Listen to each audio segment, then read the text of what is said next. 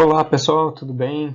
Meu nome é Marlon, eu sou atualmente pós-doutorando aqui da URGS e a professora Ana e a professora Denise me convidaram para falar um pouquinho com vocês na disciplina de concretos e argamassos especiais sobre um dos materiais que eu venho estudando há bastante tempo durante meu período de mestrado e doutorado também, que é o geopolímero e que está dentro do escopo da disciplina, né, como dos cimentos especiais que a gente tem hoje em dia. Tá? Então a gente vai falar um pouquinho assim, vou tentar ser um pouco breve, né, porque eu sou bastante entusiasmado com o assunto, então tem muita coisa para conversar e comentar, mas eu vou tentar ser breve, de modo a apresentar para vocês um aspecto geral sobre esse material, sobre como é que é produzido e todo processo simplificado de obtenção e propriedades desse material.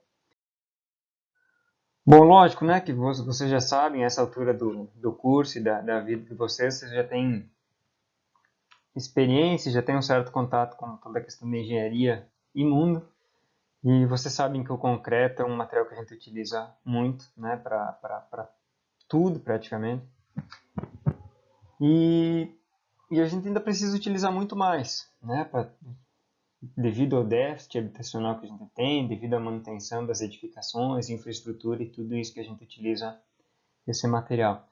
Só que a gente tem um problema, né, relacionado à construção e ao uso excessivo do concreto, que está justamente relacionado à elevada poluição que ele gera. Né? E vocês já devem ter acompanhado, e vocês têm bastante conhecimento sobre toda a questão de efeito estufa e tal. E a produção do nosso concreto prejudica um pouco essa situação, né? Sendo que ela emite um elevado teor de CO2. E provavelmente vocês já ouviram falar, já falaram sobre isso, mas a cada tonelada de cimento que a gente produz, a gente utiliza muita matéria mineral, a gente precisa de uma elevada energia, e aí com isso a gente vai emitir valores de 0,6 a 0,8, em algumas estações até um pouco mais, de toneladas de CO2 para tonelada de cimento produzido. Tá? Então é muita emissão de CO2. E com isso, só a produção do nosso cimento, que é o principal constituinte do nosso concreto, a gente tem 8% das emissões totais de CO2, né, que representa esse teor bastante elevado para nós do total das emissões, e além disso a gente tem um consumo energético muito alto. Tá, eu vou parar de usar cimento Portland, por exemplo, que é justamente o cimento que a gente utiliza hoje em dia? Não vou, né, porque é um material que a gente precisa muito, então a gente tem que começar a achar soluções justamente para isso. Bom, e aí aqui no Brasil a gente tem um documento bem importante para nós, que é esse documento aqui, vocês podem achar ele na internet. E é um documento que nos ajuda, nos auxilia e apresenta algumas estratégias para reduzir emissão de CO2 na produção de cimento do Brasil. Então esse documento é bastante importante para nós, porque a partir dele a gente consegue estabelecer e criar algumas estratégias justamente para melhorar essa situação do cimento no Brasil, né, e tentar reduzir um pouco a emissão de CO2. Uma coisa muito interessante que acontece, que vocês vão encontrar nesse documento também, se a gente olhar aqui na situação do Brasil, a gente vê que o Brasil apresenta uma emissão de CO2, hoje em dia na produção de cimento, menor que a maioria dos demais. Tá? Isso se deve a alguns fatores. Um deles é a nossa fonte de energia. Então, a gente tem uma menor emissão de CO2 associada à nossa planta energética. E, além disso, hoje em dia a gente já utiliza muito o teor da adição mineral, né? Vocês estudaram isso também, no nosso cimento. Então, é cinza volante, é metacaulin, é escória. Então, a gente possui alguns cimentos com maior teor de adições e menor teor de clínica. E isso nos gera essa redução da emissão de CO2 em relação aos demais, né? A gente está aqui em torno dos 580 kg de CO2 por tonelada de cimento. Tá? Então a gente tá relativamente bem, mas a gente tem muito ainda a melhorar. Bom, se a gente pensar em relação à demanda de cimento no Brasil, a gente, lógico, né, teve um decréscimo bastante expressivo no último ano, mas possivelmente e certamente sim, né, porque para a gente conseguir sair do fundo do poço a gente vai ter que construir muita coisa. Então, nos próximos anos a gente vai ter um consumo de cimento bastante elevado. Tá? Então, pensem, se a gente duplicar o consumo de cimento, a gente vai duplicar essa emissão de CO2. E a gente não pode chegar nessa situação, a gente tem que pensar, né, como a gente vai aumentar esse consumo sem aumentar de modo tão expressivo essa emissão de CO2. Então a gente começa a criar e pensar estratégias para isso. Bom, e aí a gente tem algumas opções, né, em relação às alternativas de redução de cimento, de clinker principalmente, justamente para reduzir a emissão de CO2.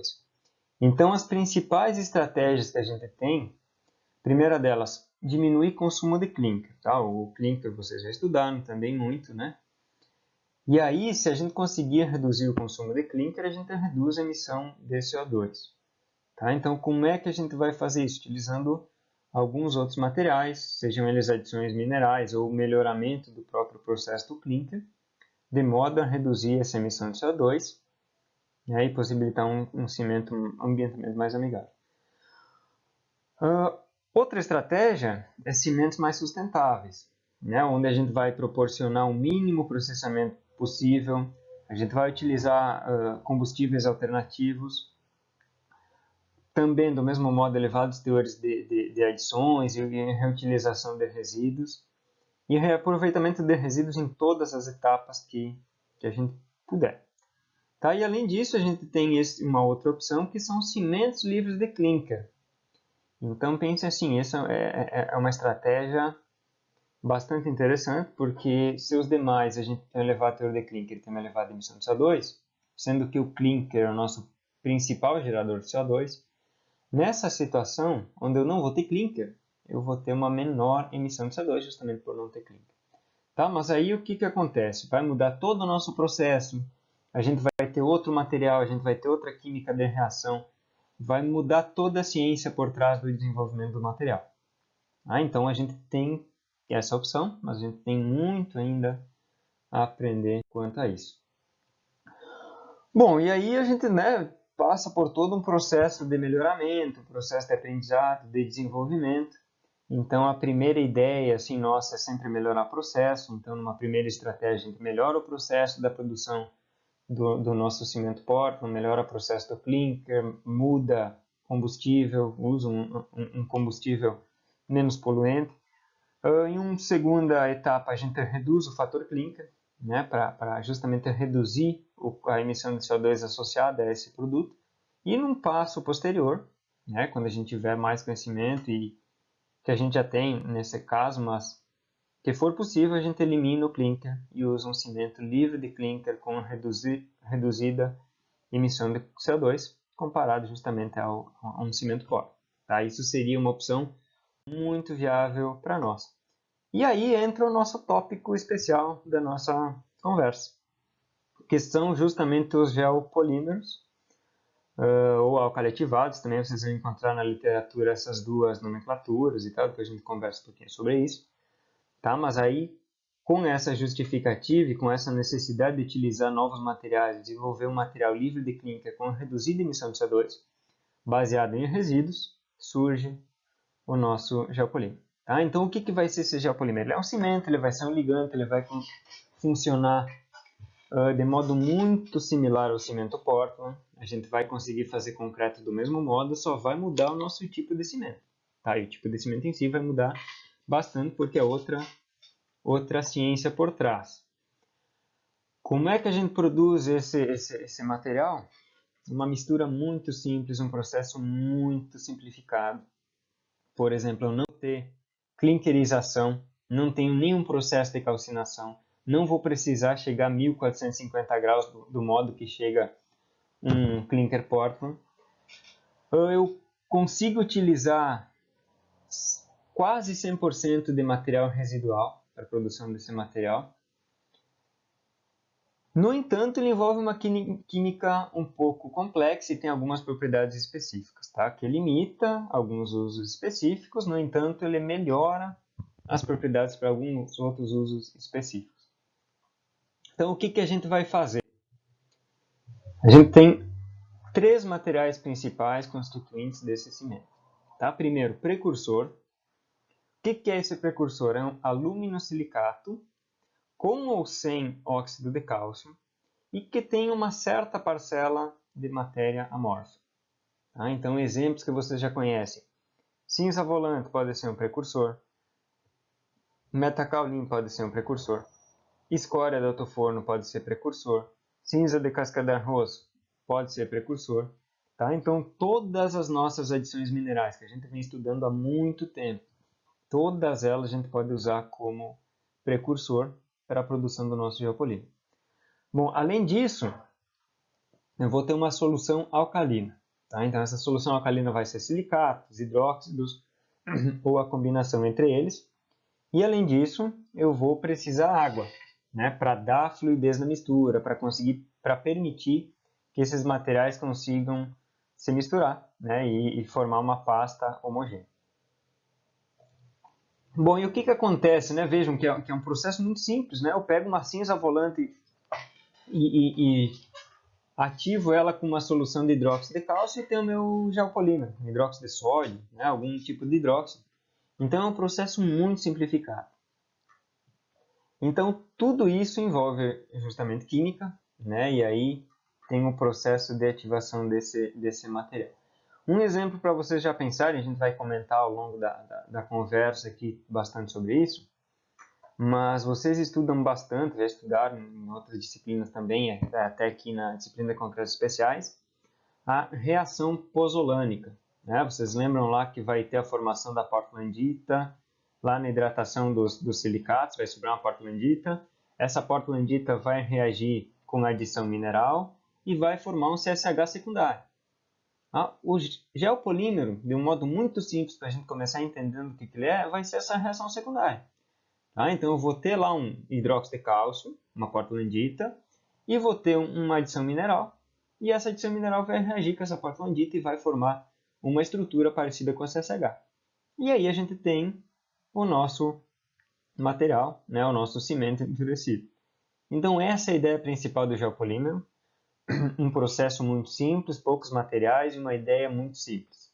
Tá? Lógico que conforme a gente vai falando vai ficando um pouco mais complexo, mas a ideia em si é bastante simplificada. Bom, lógico, né? Como todos os materiais, a gente tem muitas vantagens, a gente tem desvantagens também. Então, como vantagem, a gente tem uma elevada resistência inicial, a gente tem resistência similar ou superior ao cimento pórfido. Lógico que isso depende de dosagem, depende de dosagem do geopolímero ou até mesmo do pórfido. Tem uma reduzida permeabilidade, mas lógico, também é dependente dos materiais. Elevada resistência ao fogo, isso é muito importante e na verdade o geopolímero surgiu para suprir uma demanda relacionada à resistência ao fogo. Tá? Então é um ótimo material quanto a isso. Ele tem um potencial muito grande de encapsular material radioativo, né? A gente não tem muita energia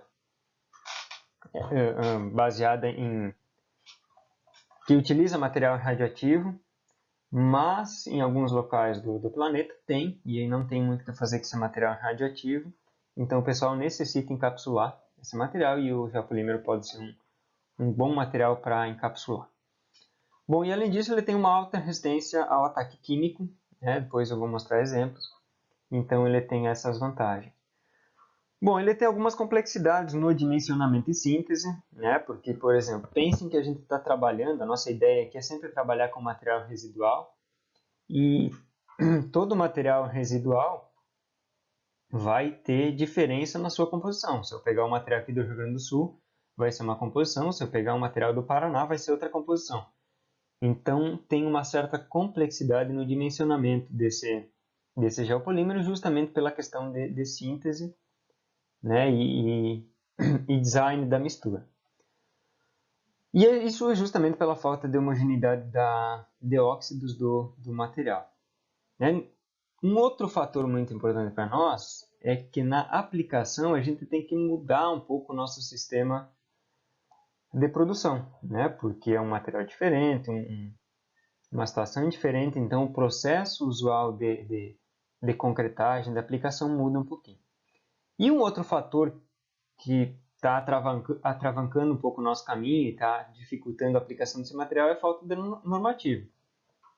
É difícil convencer uma empresa, convencer uma indústria, convencer alguém a utilizar esse material, sendo que eu não tenho norma para ele. Então a gente está trabalhando em desenvolver normas justamente para regulamentar o uso desse material e a gente conseguir testar propriedades e tudo isso.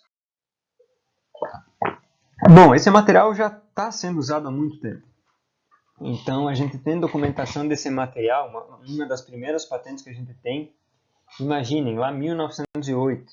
Tá? Então a primeira patente aqui, há 100 e tantos anos atrás, falando já de ativação de escória da toforno. Era um geopolímero, ativou a escória com uma solução alcalina, tinha lá um geopolímero. Né? Na época não tinha o termo ainda específico, mas era um material alcali-ativado. Bom, e aí depois também, lá na década de 50, na Bélgica, eles construíram várias edificações, né, usando justamente essa marca de cimento geopolimérico.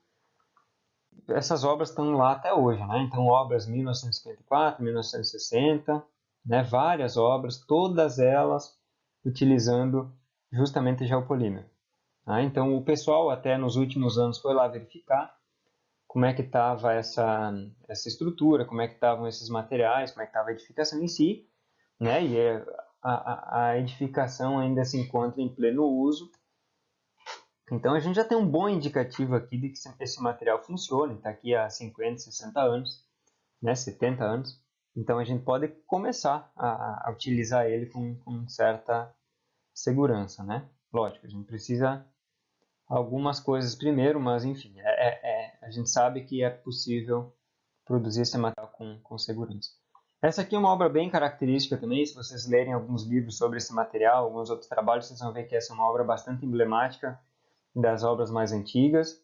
Né? Essa aqui foi construída na Rússia, utilizando escória e hidróxido de sódio. Né? Então vejam, dois materiais aqui apenas, sem nenhum processo de calcinação, sem nada, com material residual e hidróxido de sódio. É muito simples produzir, muito fácil a mistura. Então o pessoal conseguiu justamente com esse proporcionamento aqui, né, produzir concreto em pré-moldado. Depois a gente vai conversar um pouquinho sobre cura térmica. E aí vocês vão entender essa situação relacionada à cura térmica. Em algumas situações a gente precisa, em algumas situações a gente não precisa.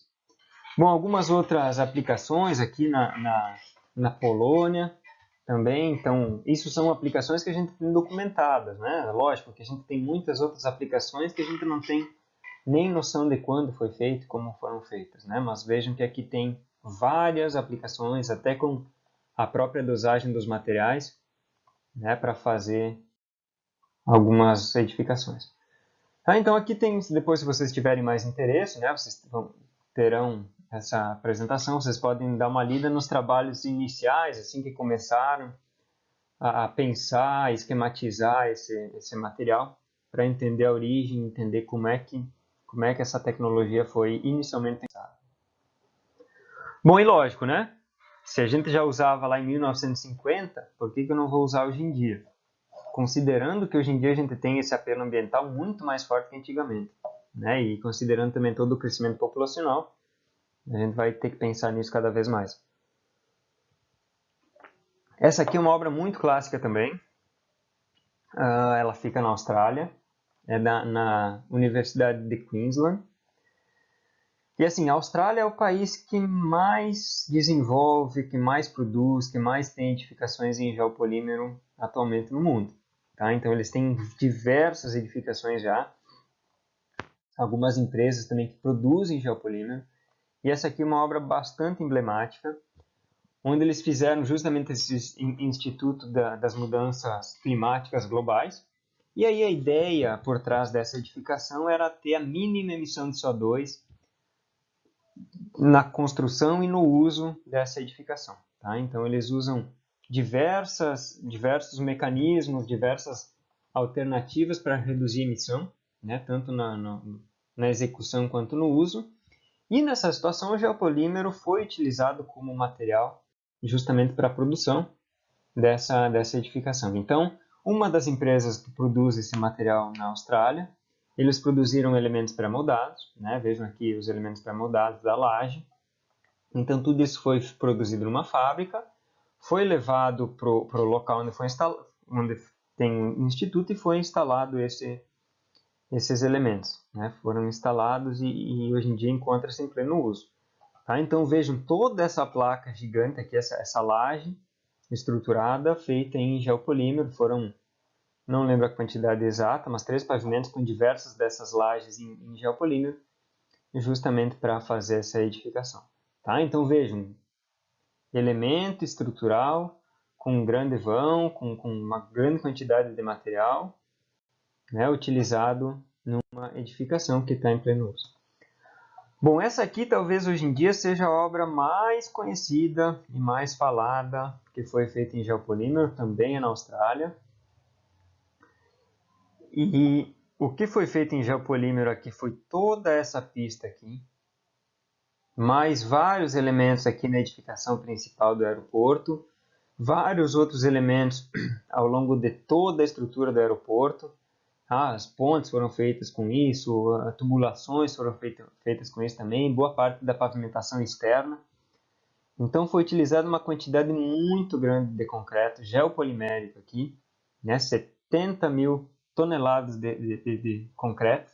Então veja, uma quantidade absurda, uma quantidade muito grande com esse material, né? Que a gente está tentando mostrar que é um material adequado para se utilizar, né? Pela reduzida emissão de CO2 e utilização de resíduos e tudo isso.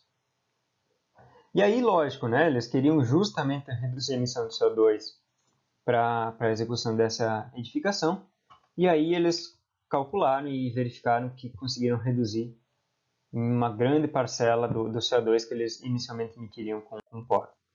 Tá? Então, foi utilizado escória com cinza volante, né, com uma quantidade de ativador aqui que era hidróxido de sódio e silicato de sódio, bastante baixa, né? Vejam a quantidade aqui muito baixa de ativador, com uma relação ao ligante 0,41. Por que eles utilizaram geopolímero, além de toda a questão ambiental? Porque eles precisavam uma resistência à tração no concreto muito mais alta do que o concreto Portland, e num tempo muito menor. Então eles utilizaram justamente o geopolímero porque ele tem uma resistência maior à tração num curto prazo de tempo, maior que o cimento Portland. E aí justificou-se o uso desse material, ele foi realmente utilizado. Bom, essa empresa aqui foi a que construiu, né, que produziu o concreto do instituto, aquele da Austrália também, e do aeroporto. Tá? Então eles trabalham muito com geopolímero, eles têm, do mesmo modo que a gente tem caminhão de concreto Portland, andando por Porto Alegre, pelo estado, e pelo Brasil, eles têm lá com geopolímero já em alguns locais, né, para fazer diversos tipos de edificações, né, as mais emblemáticas aqui que a gente tem eu mostrei brevemente. Aqui também tem um videozinho, tá? Então depois se vocês tiverem interesse, vocês dêem uma olhada aqui, digitem isso lá que vocês vão encontrar o vídeo completo, e aí eles vão mostrar como é que eles produzem toda a central de dosagem do concreto, todos os materiais, enfim. Tá bem interessante, dê uma olhadinha e aí vocês vão entender melhor como é produzido e de onde vem tudo isso. Bom, essa aqui é uma outra empresa, aqui já foge um pouquinho da Austrália, vai para o Reino Unido. Eles também produzem geopolímero, né? Eles comercializam geopolímero. Tem essa outra também, que é bem interessante, também comercializa geopolímero e eles utilizam muito o geopolímero para moldagem em estruturas em 3D. Tá? Então isso é um assunto que está em pauta, está bastante na moda, inclusive. Então, impressão 3D de edificações. E o geopolímero, pelas propriedades que ele tem de viscosidade e elevada resistência inicial, é um material muito adequado para isso. né? Então essa empresa aqui está justamente fazendo impressões 3D com geopolímero. Então vejam, né? Um material que está sendo utilizado em várias situações e bastante tecnológico também. Bom, algumas outras propriedades também que a gente tem, né, e que esse pessoal justamente vende pela propriedade em específico, que é a proteção ao fogo. Ele pode chegar a 1.200, 1.300 graus sem ter problema nenhum. Vocês lembram lá que no concreto de cimento Portland, se chegar a 400, 500, 600, começa a deteriorar o nosso concreto. E aqui não vai acontecer isso, tá? Então é um concreto refratário, com propriedades refratárias que a gente utiliza para elevadas temperaturas. Depois eu comentar, mas a NASA já está utilizando isso aqui para a base de lançamento de foguete, porque vai resistir a uma temperatura muito mais alta sem ter tanta deterioração como as outras estruturas. Para proteção de elementos estruturais também, né, para reduzir a resistência ao fogo e também para reduzir ataque de sulfatos e demais agentes agressivos. Essa aqui também é uma empresa bem interessante na África do Sul. Tá? Eles comercializam esse material ensacado, eles vendem do mesmo modo que a gente vende concreto aqui também em caminhão betoneiro. Então dê uma olhadinha aqui, pesquisem por essa marca. Bem interessante também, o vídeo é bem explicativo. Bom, tem essa outra aqui também é da Austrália. É uma das pioneiras no desenvolvimento desse concreto. Tá? Então eles vendem justamente desse um concreto com reduzida emissão de CO2. Bom, e a gente tem algumas situações interessantes também, né? Há tempos atrás, um ano e meio, surgiu um artigo numa das revistas científicas melhores que a gente tem hoje em dia, falando sobre a utilização de solo lunar para desenvolvimento de geopolímero, e esse geopolímero desenvolvido e ativado com o uso de ureia. E aí isso é um trabalho que está em andamento, tem vários trabalhos em andamento em relação a isso, né, justamente desenvolvido em parceria com a NASA, que né, obtém esse solo lunar, e aí o pessoal está tentando ativar. Né? Então pensem, se o solo lunar lá da Lua eu posso ativar, eu posso construir muita coisa utilizando o material que está lá, não preciso levar todo o material daqui, que seria um desafio, né?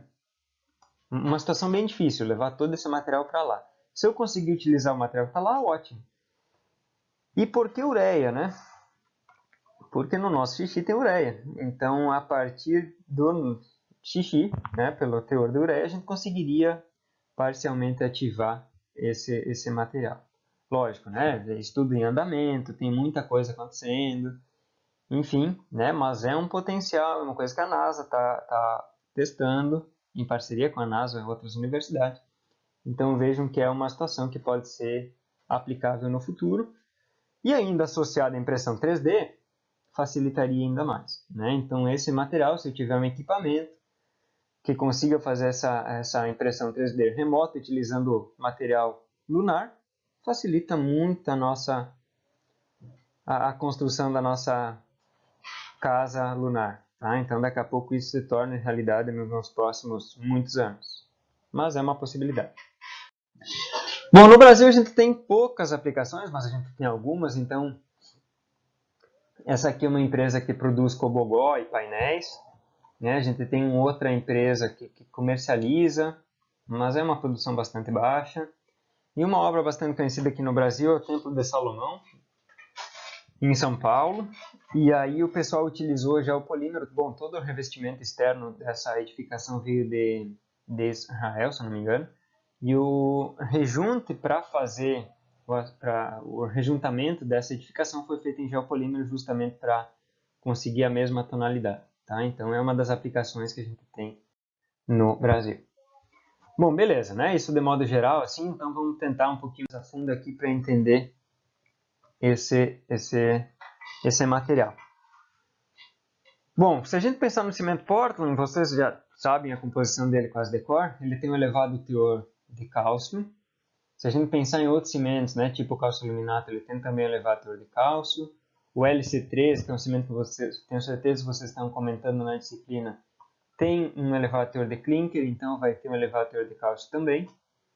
Né? E aí entra o álcali ativado. Então vejam só, no álcali ativado a gente vai ter cálcio, a gente vai ter alumínio, a gente vai ter silício, e aqui a gente vai aumentar o teor de álcalis. Tá? Então lembre que eu preciso de um ativador alcalino, então justamente por precisar de um ativador alcalino, eu vou precisar álcalis aqui para ativar esse material. E dentro de todos os álcalis ativados, a gente tem uma classe específica que são os geopolímeros. O que muda entre eles é que no geopolímero a gente tem baixíssimo teor de cálcio e elevado teor de alumínio. Tá? O importante é que cimento pórfido, eu misturo água no cimento, ele vai reagir, vai hidratar e vai endurecer. No geopolímero, se eu misturar água, não vai acontecer nada. Ele precisa de um ataque alcalino. Então, eu vou precisar um teor de álcalis maiores. Certo? Então, apesar de ser um processo simples com dois materiais só, não vai ser apenas água, vai ter que ser uma solução alcalina. Bom, e aí começa, né, um sistema um pouquinho mais complexo. A gente tem o nosso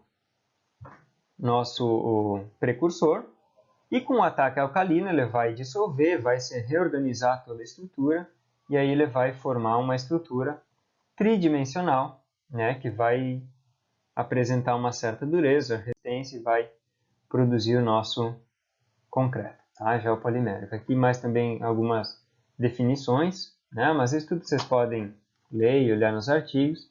O importante aqui, que depois a gente vai comentar mais, é o tipo de estrutura formada. Tá? Então, quando eu tenho maior quantidade de cálcio, eu vou ter um geocache, que a gente chama, que é muito parecido com o CSH.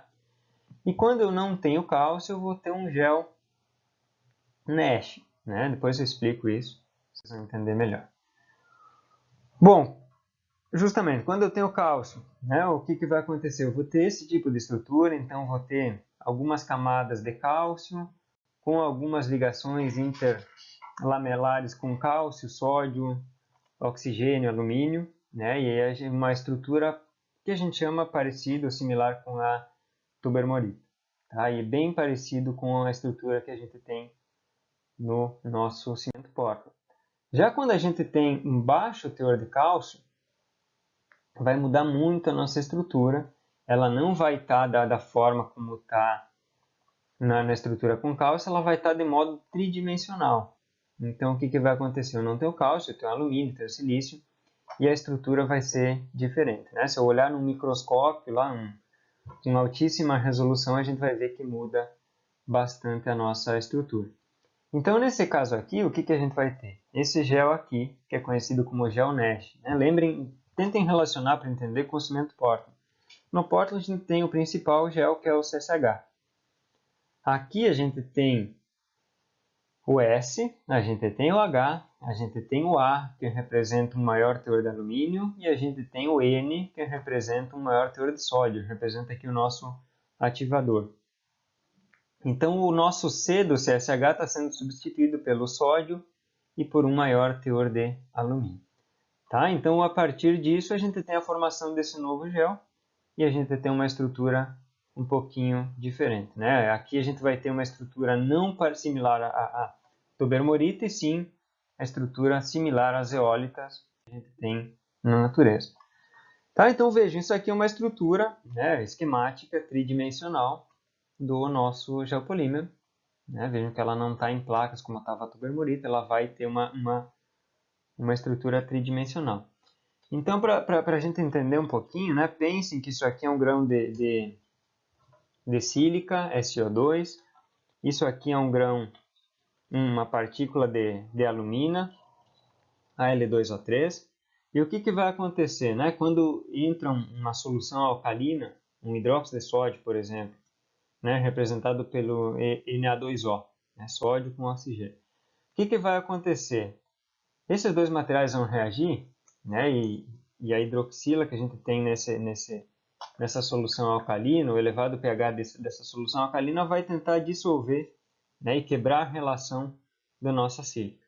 Tá? Com isso, ele vai quebrar a relação da sílica, vai quebrar as relações da alumina, E toda essa nossa estrutura vai começar a se reorganizar de modo tridimensional. Tá? E aí, né, com diversas reações que a gente tem, a gente vai ter a formação dessa reação tridimensional. Aqui entra alguns fatores importantes, porque o que acontece? A gente tem que dimensionar o nosso ativador de modo que ele consiga dissolver todas essas parcelas e de modo que ele não seja excessivo. Tá? Então, por isso que é importante a gente dimensionar os nossos materiais. Então, beleza. Então, a gente vai falar agora na sequência sobre justamente esses materiais, para que vocês consigam entender o que são, como são e como é que a gente até obtém eles. Bom, então vamos começar falando sobre precursores. Tá? A gente já falou sobre o baixo cálcio, o alto cálcio. Então, aqui no baixo cálcio são materiais, minerais que a gente tem predominantemente sílica e alumina. E já no alto cálcio a gente tem um maior teor de cálcio. Eles devem apresentar uma quantidade uma parcela amorfa. E a gente sempre vai optar por materiais residuais ou subprodutos que tenham a menor necessidade de processamento e menor emissão de CO2 associada. Bom, a score de alto forno vocês já estudaram bastante também, vocês já conhecem. A gente usa muito ela no Brasil para a produção do cimento CP3. E a vantagem dela em geopolímero, a gente precisa de um reduzido teor de ativador, né? Porque ela tem algumas propriedades cimentantes. Então, precisa uma quantidade muito baixa de ativador, vejam, de 3 a 5%, só para a gente dar ignição desse material e ele começar a reagir. Então, esse aqui, dos materiais que a gente tem, é o que requer para nós menor quantidade de ativador. E aí a gente vai ter, né, olhando no microscópio, uma estrutura. Vejam que alguns grãos não foram dissolvidos e alguns grãos foram dissolvidos para formar justamente o nosso gel. Um outro material que a gente tem é o metacaulin. Né? O metacaulin é uma argila calcinada, nesse formato lamelar. Então, se vocês lembrarem lá do cimento Portland, ela necessita uma quantidade muito alta de água devido à elevada área superficial. E veja a composição de óxidos, ela não tem cálcio, ela tem predominantemente sílica e alumínio. Tá? E com isso, então, a gente vai ter um geopolímero com baixo teor de cálcio. O problema desse material, né? Ele é muito bom, a gente consegue elevadas resistências com esse material, a gente não precisa cura térmica nenhuma. Se eu misturar isso aqui com hidróxido de sódio, em poucos minutos ele vai endurecer e vai ter uma resistência muito adequada. No entanto, ele precisa de uma elevada quantidade de ativador. Tá? E essa quantidade elevada de ativador, lógico, depois vocês vão pesquisar um pouquinho mais sobre isso. Mas essa grande quantidade de ativador está relacionada ao elevado teor de alumínio que tem nesse material. Tá? Então, com isso, a gente vai precisar uma quantidade de ativador um pouco maior, o que torna ele um pouco mais caro, porque o ativador é a parcela mais cara da nossa mistura aqui. Bom, essa aqui seria uma cinza volante, uma cinza pesada. A gente utiliza isso no CP4 também. Né? Vejam, essa morfologia vocês já conhecem. E a composição da cinza volante pesada é basicamente sílica e alumina. Então, já relacionando com o anterior, vejam que a quantidade de alumina é inferior ao metacaulin. Então, eu vou precisar menos ativador que no metacaulin. Tá? Isso é bem importante para nós também. Então, vejam, de 5 a 9% da nossa mistura vai ser ativador. Lembrando que lá no metacaulin dava 10 a 20%. A gente tem a cinza volante, que é bastante reativa. A gente tem a cinza pesada, que é menos reativa. Né? Mas como eu estou usando um ataque alcalino muito forte, eu consigo ativar esse material com bastante efetividade também. No entanto, a gente tem uma certa quantidade de matéria orgânica aqui. Tá? Então, tem toda essa questão relacionada à reatividade. E um agravante, não diria agravante assim, mas um fator importante para esse material é relacionado à cura térmica.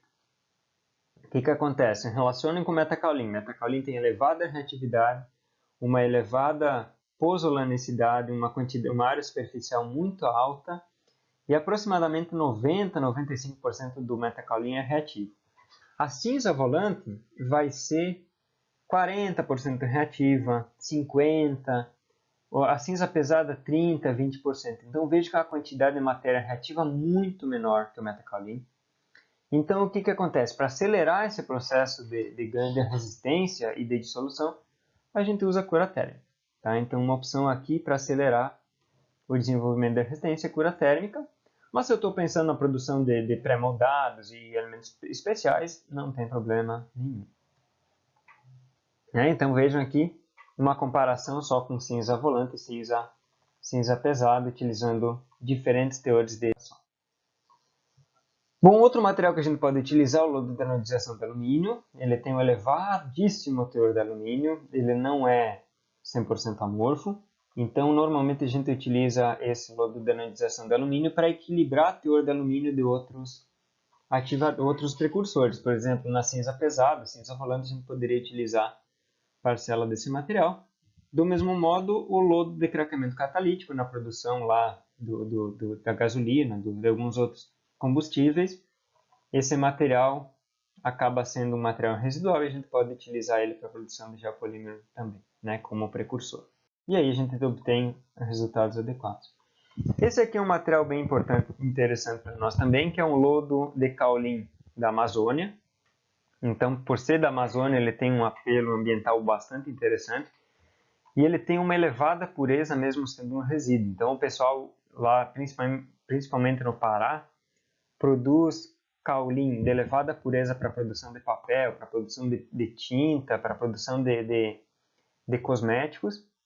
E para produzir um material de elevada pureza, eles têm alguns processos de beneficiamento, de purificação e é gerado esse resíduo. Com esse resíduo aqui, mesmo sendo residual, ele tem altíssima pozzolanicidade e a gente consegue obter altíssimas resistências à compressão em curto prazo de tempo. Tá? Então veja que dependendo da composição que a gente utiliza, em um dia a gente consegue produzir uma pasta de geopolímero com 70 MPa. Tá? Isso é absurdo, se a gente pensar lá num cimento Portland com a mesma relação água-cimento, a gente vai chegar em um dia a 15, 20 MPa. E aqui a resistência inicial muito elevada. Então pense na produção de pré-moldado, seria muito vantajoso esse ganho de resistência. Bom, a gente tem outro material também que é a lama vermelha, também um material residual lá do processo de beneficiamento do alumínio. Esse material é bastante problemático para nós no Brasil. Ele tem teor de sódio, ele tem alumínio, ele tem teor de ferro muito alto, ele tem titânio, ele tem cálcio. Tá? Então é um material um pouquinho mais nervoso, mas eu posso utilizar ele para a produção de geopolímero como precursor também, né? A gente obtém bons resultados. A cinza de casca de arroz, que a gente já utiliza como superpozolana, ela tem um elevadíssimo teor de sílica. Eu posso usar parcialmente como precursor para aumentar o teor de sílica no nosso precursor, para ter o balanço lá dos óxidos, mas eu posso utilizar ele também para produzir silicato de sódio. Então a gente dissolve esse silício e consegue produzir silicato de sódio. A gente tem muitos outros precursores também, né? Resíduos urbanos. Na Inglaterra, por exemplo, o pessoal utiliza resíduo municipal calcinado como precursor. A gente tem resíduos agroindustriais. No Nordeste o pessoal está usando bastante bagaço de cana-de-açúcar para fazer pesquisa. E a gente tem outros resíduos minerais também e de várias outras indústrias. Tá? Então a gente tem uma gama muito grande de material residual para utilizar para produzir geopolímero. Então o material não falta. Bom, e aí a gente tem o ativador, né? Então a gente tem a parcela sólida, que é o nosso precursor. Aí eu vou ter o ativador, que vai dar o ataque químico nesse precursor e vai reagir e formar todo o nosso material. Tá? Qual o segredo por trás do ativador? E por trás do precursor também. O nosso aluminosilicato, vejam, a sílica é solúvel em pH ácido ou básico. Em pH neutro, como seria a água, ela não vai reagir e não vai dissolver nada. Então, se eu der um ataque ácido ou se eu der um ataque alcalino nesse nosso precursor, nessa nossa sílica solúvel, ela vai dissolver. Tá? Então, justamente isso aqui que é o segredo do nosso geopolímero, que é a partir de um ataque ácido ou alcalino, eu vou forçar o nosso precursor a dissolver e ele vai posteriormente reagir com as outras partículas e endurecer. Tá? Essa é a ideia por trás. Então é por esse gráfico aqui que a gente requer um ataque ácido alcalino. Pode ser ácido, mas o mais tradicional que a gente utiliza é o alcalino, porque ele é mais efetivo, né, dentro do que os trabalhos posteriores nos mostram. Bom, e aí a gente tem algumas opções, né? Hidróxidos, o que a gente mais utiliza é o hidróxido de sódio, hidróxido de potássio, hidróxido de lítio, muito pouco utilizado, e hidróxido de cálcio. Né? Cada um vai ter alguma propriedade específica, algum vai ter uma reação mais rápida, outro vai ter uma reação mais lenta, alguns melhoram a questão de viscosidade ou rheologia, outros prejudicam. E aí a gente tem outro material que é o silicato. Então o que é o silicato? É um silício com uma parcela alcalina em sua ligação. Tá? Então eu tenho sódio, eu tenho potássio, eu tenho silício. Por que a gente utiliza silicato? Normalmente para acelerar essa reação, para proporcionar uma maior quantidade de silício na nossa mistura e proporcionar um ganho de resistência, redução de porosidade no nosso material. A partir do momento que a gente está utilizando silicato reativo dissolvido, a gente acelera toda a nossa reação em cadeia e consegue ter materiais com melhores propriedades. Então, quase todos os precursores, se eu ativar com parcela de silicato de sódio, eu vou ter um melhoramento na nossa resistência e propriedades também. Bom, e aí o que acontece, né? Os hidróxidos vão formar algumas propriedades específicas, os silicatos vão ter algumas propriedades específicas. O que normalmente a gente faz é mesclar os dois. Uma parcela de hidróxido, uma parcela de silicato. A gente ajusta o teor de silício, a gente ajusta o pH a partir da adição de hidróxidos. E aí a gente consegue ter um ativador ideal para cada situação. Certo? Então, para cada precursor que a gente utiliza, aí que está a dificuldade em algumas situações, é que cada precursor eu vou ter uma dosagem ideal de ativador que vai envolver uma dosagem de hidróxido e silicato. Tá? Isso pode... A gente precisa estudos para determinar esse teor. Então, para cada situação a gente vai fazer estudos. Então veja, aqui só para mostrar alguns exemplos, com a escória de alto-forno, utilizando hidróxido de potássio e utilizando o hidróxido de sódio, fazendo uma indentação aqui, a gente vê que a estrutura, que a morfologia da estrutura formada é um pouquinho diferente. Tá? Então muda aqui a estrutura a partir da concentração, dependendo do tipo de cátion que eu estou utilizando. Só para vocês verem que cada material vai mudar. Do mesmo modo, utilizando o metacaolin, aqui nessa última mistura eu tenho um elevado teor de silicato e sódio. E visivelmente, né, na mesma amplificação, a gente vê que essa estrutura aqui é mais densa do que essa aqui. Tá? Justamente porque o silicato proporcionou um melhoramento. Né? Lógico, se a gente for fazer uma análise química, a gente vai ver que tem maior quantidade de silicato nessa estrutura, ela vai ter uma maior quantidade de sílica na estrutura, ela vai ser uma estrutura mais densa e mais resistente.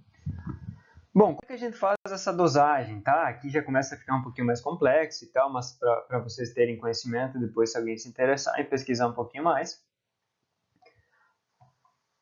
Mas o que acontece? Pensem lá no nosso precursor, que eu falei lá no geopolímero, que a gente vai ter sílica e alumina como principais precursores, nossos principais óxidos lá no nosso precursor. Então, quanto maior for o teor de sílica, a princípio, maior vai ser a nossa resistência do nosso material. Quanto maior for a quantidade de alumina, maior a facilidade em ativar, principalmente em temperatura ambiente. Porque o primeiro material que vai dissolver vai ser justamente essa alumina. Então, ela acelera a reação, começa todo o processo de reação em cadeia e facilita o processo de geopolimerização. No entanto, só vai ser válido que a resistência é mais alta quando eu tenho maior teor de sílica se essa sílica for reativa. Tá? Então, por exemplo, se eu utilizar cinza volante que tem maior teor de sílica que o metacaolin, não necessariamente vai ser superior, porque boa parcela dessa sílica não é reativa. Tá? Então, isso aqui vai ser válido quando a gente considera parcelas reativas do nosso material. Vejam que aqui aumentando o teor de sílica-alumina, né, a partir da adição de silicato solúvel, a gente tem um aumento da resistência. E essa é justamente a ideia, né? Quando a gente aumenta a quantidade de silicato de sílica solúvel, a gente tem um melhoramento. Bom, do mesmo modo aqui, né, se eu alterar essa relação, a gente vai ter um melhoramento nessa resistência, né, justamente pelo incremento de silício, de silicato. Outra relação muito importante para nós é a relação sódio-alumínio. O que acontece nessa relação aqui? E o que a gente diz quando a gente vai fazer dosagem? Que a relação ideal de sódio-alumina é igual a 1. Por quê? Tá, isso é um pouquinho complexo, mas se a gente considerar que todo o nosso alumínio vai reagir, o que acontece? Naturalmente o alumínio faz 3 ligações. E no geopolímero, ele faz 4 ligações. Ou seja, ele vai ficar positivo, vai ficar negativo. E aí o que vai dar o equilíbrio iônico? Vai ser esse sódio aqui. Tá? É complexo, estou explicando de modo bem simplificado. Mas o que vocês precisam saber? Que a relação sódio-alumina igual a 1 seria a relação que nos proporciona um equilíbrio iônico. E com isso, a gente teoricamente vai garantir que todo alumínio vai ser dissolvido e que todo sódio vai estar ligado à estrutura. Evidente que isso não acontece, né? Porque parcela do alumínio não vai dissolver, ou parcela do sódio vai sobrar, né? Mas teoricamente esse aqui seria o valor ideal. Então, quando a gente vai começar a fazer um estudo, esse aqui sempre vai ser um teor de referência para a gente começar, e depois a gente vai otimizando e trabalhando em cima da otimização dessa relação. Certo? Isso aqui é também a explicação desse equilíbrio iônico, né? A gente consegue determinar isso por ressonância nuclear e tal, e aí justamente a gente verifica como é que estão essas ligações do sódio com o alumínio. Bom, e aí a gente tem se a gente precisa ou não precisa cura térmica, né? Então, vou precisar cura térmica, não vou precisar cura térmica, isso vai se depender do material. Então, assim, quando eu tenho elevado o teor da alumina, eu não preciso, porque essa alumina vai conseguir dissolver com uma maior facilidade. Já quando eu tenho um maior teor de sílica, eu preciso cura térmica. Tá? Então, dependendo da estação, a gente precisa. Vejam aqui um exemplo com cinza volante. Aumentei a temperatura, né, ao longo do tempo também, melhorou muito a nossa resistência. Já aqui trabalhando com metacaulin e lododecaulin, não mudou nada. Tá? Se eu faço com 25 graus, se eu faço com 50 graus, não tenho acréscimo de resistência, então não preciso cura térmica.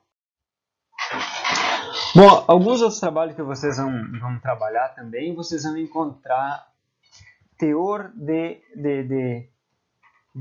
ativador, né? Ou por relação molar, ou por concentração. Então, aqui a gente tem alguns trabalhos trabalhando com 20%, 25%, 15%, e isso tudo vai depender de cada material. Então, para cada material que a gente tem, para cada composição de precursor, a gente precisa fazer essa dosagem, essa determinação de quanto ativador a gente precisa, né? Então, normalmente, quanto maior quantidade de ativador a gente tiver, maior vai ser a resistência, porque justamente ele vai proporcionar uma maior dissolução dos materiais. Né? Mas lógico que, depois eu vou mostrar, se eu tiver um excesso de ativador, a gente também tem problema. Então a gente tem que sempre tentar achar o equilíbrio entre ativador e precursor. Né? Se eu conseguir usar menor quantidade de precursor, melhor. Quanto menos, melhor.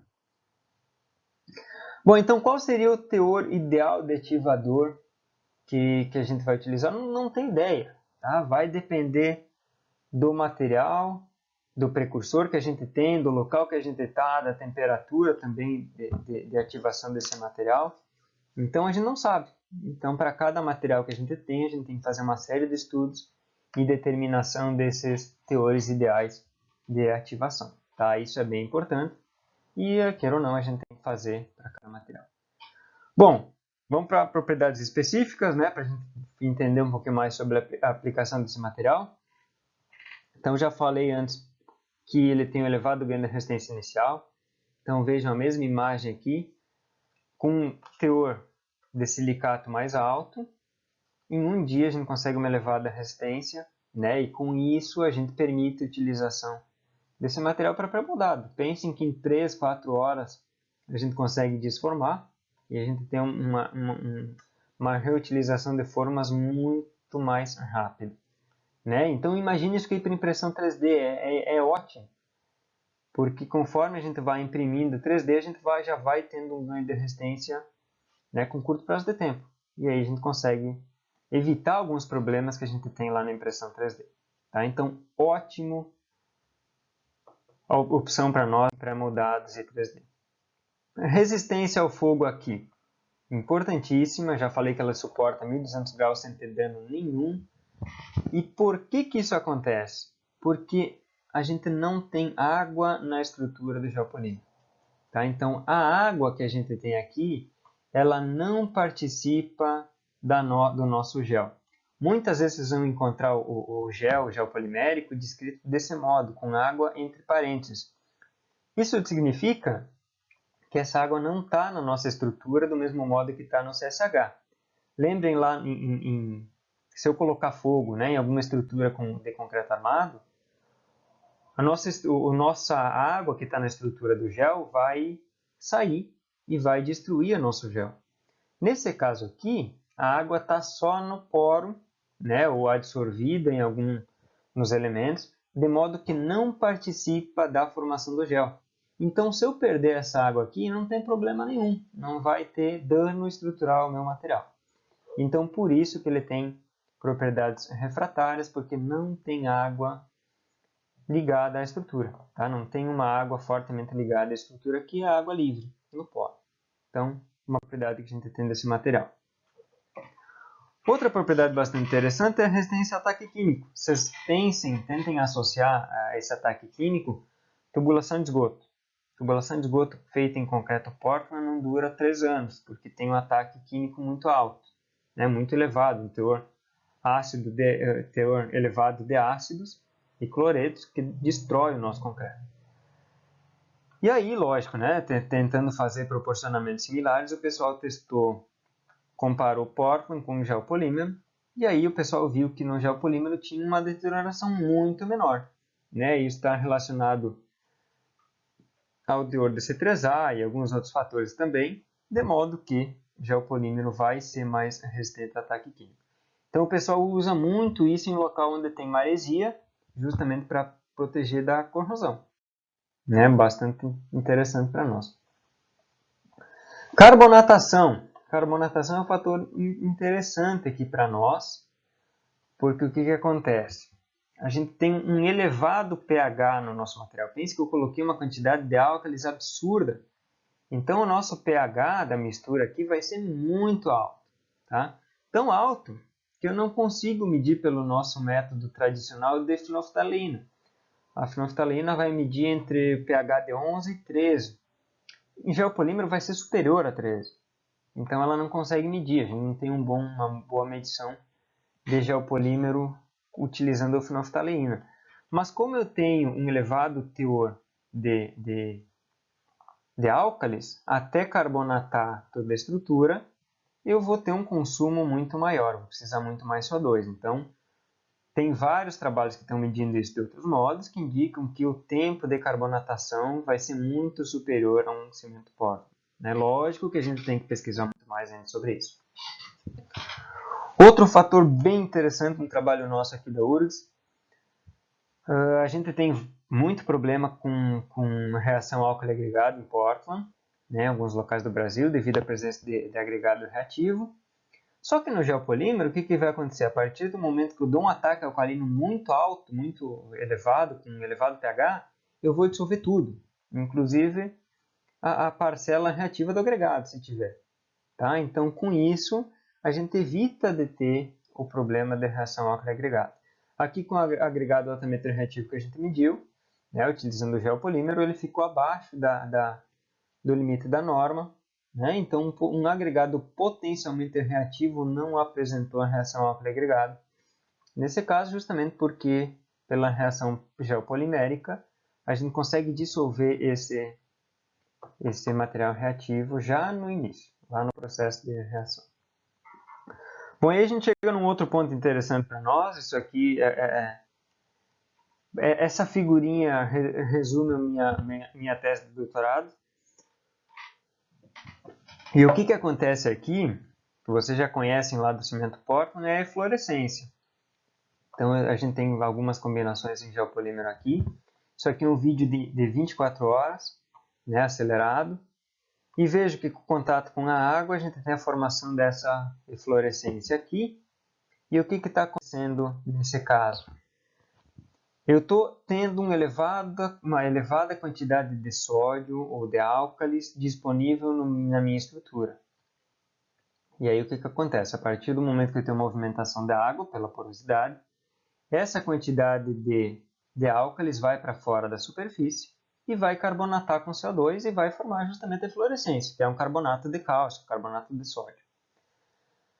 O que acontece? Por que está acontecendo isso? Porque eu tenho um elevado teor de álcalis que não está relacionado com o alumínio. Lembrem lá da relação sódio-alumínio igual a 1. Então, um elevado teor de álcalis que não está relacionado com a minha estrutura. Isso é uma falha na dosagem, sendo que eu estou utilizando o elevado teor de álcalis. Então, a partir de um melhoramento na dosagem, a gente consegue reduzir a quantidade de álcalis disponíveis e lixiviáveis. O que essa eflorescência pode nos causar? Ela pode causar uma redução bastante efetiva na resistência à tração ou na resistência à compressão. Então vejam aqui a análise de MEV mostrando que tem uma modificação da morfologia da nossa estrutura a partir da dissolução de parcela do nosso material devido à redução do álcali, né? A remoção do álcali. Então a gente está estudando isso bastante para entender, é um processo que a gente não entende por completo ainda. Tem muita gente hoje em dia pesquisando sobre isso, justamente porque é um dos fatores mais importantes para a gente resolver em geopolímero para ter uma aplicação comum. Tá? Mas de modo geral a gente consegue resolver tudo isso aqui se a gente fizer uma dosagem adequada. Vejam aqui, isso aqui é um exemplo bem interessante, utilizando cinza volante. A gente pegou a cinza volante, ativou com um elevado teor de álcalis e vejam que a eflorescência destruiu o corpo de prova. Tá? Mas ao mesmo passo, do mesmo modo, quando a gente reduz o teor de álcalis, não tem formação de eflorescência nenhuma. Tá? E aí o nosso material funciona. Então, muito importante aqui, por isso que eu falei várias vezes já, que a gente tem que fazer a dosagem individual para cada um dos materiais que a gente vai utilizar, certo? Isso é bem importante para a gente evitar problemas. Bom, para a gente pensar um pouquinho mais, a gente fala muito e a gente justifica muito o uso de geopolímero, considerando que ele é um material ambientalmente amigável, porque a gente utiliza vários resíduos industriais, que tem um processo simplificado, porque não precisa calcinação. Só que a gente tem que pensar muito mais além disso para dizer que ele é ambientalmente amigável. Se a gente pensar só em CO2 absoluto, ele vai reduzir muito, tá? Mas dependendo da quantidade de ativador que eu utilizo, ele pode piorar em outros fatores ambientais. Então, assim, vai ser muito válido que o geopolímero é ambientalmente amigável. Se eu tiver uma reduzida quantidade de materiais que não são residuais, então se eu utilizar material residual, a gente vai ter uma reduzida de emissão de CO2, a gente vai ter materiais ambientalmente amigáveis, desde que a gente consiga reduzir também a quantidade de ativador. Tá? O ativador é o principal inimigo aqui para a questão ambiental nossa em geopolímero, porque ele tem um processo industrial bastante complexo, emite muito CO2 e outros problemas também. Então a gente tem que reduzir sempre a quantidade de ativador. Como é que a gente faz isso? Otimizando a mistura e desenvolvendo ativadores alternativos, que também é muito possível a partir de resíduos. Então vejam, né? Pensando no silicato de sódio alternativo, que a gente desenvolve aqui na URGS também, com silicato de sódio tradicional, a gente vê que o alternativo é muito vantajoso ambientalmente, então a gente tem que utilizar esse material, né? A gente tem que viabilizar o uso desse material para melhorar a questão ambiental ainda mais. Questão muito importante também para nós, que eu já comentei, a gente não tem normas e em muitas situações a gente tenta pegar a norma de concreto, cimento Portland e utilizar em geopolímero, só que não funciona, porque a química é diferente, as reações são diferentes. Então, a partir do momento que a gente usa a norma de cimento Portland para geopolímero, a gente tem resultados que não são verdadeiros.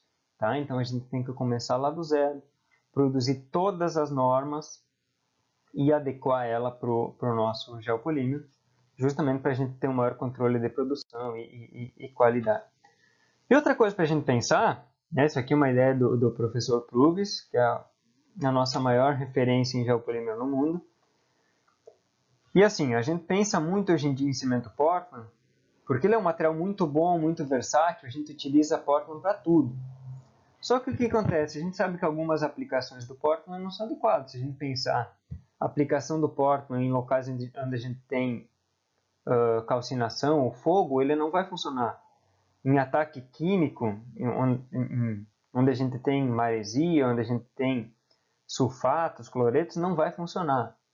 Então, o que acontece? A gente tem que pensar no desenvolvimento dos nossos materiais, não necessariamente para que eles cumpram todas as funções possíveis, mas que eles consigam cumprir algumas funções que os nossos materiais tradicionais não conseguem cumprir.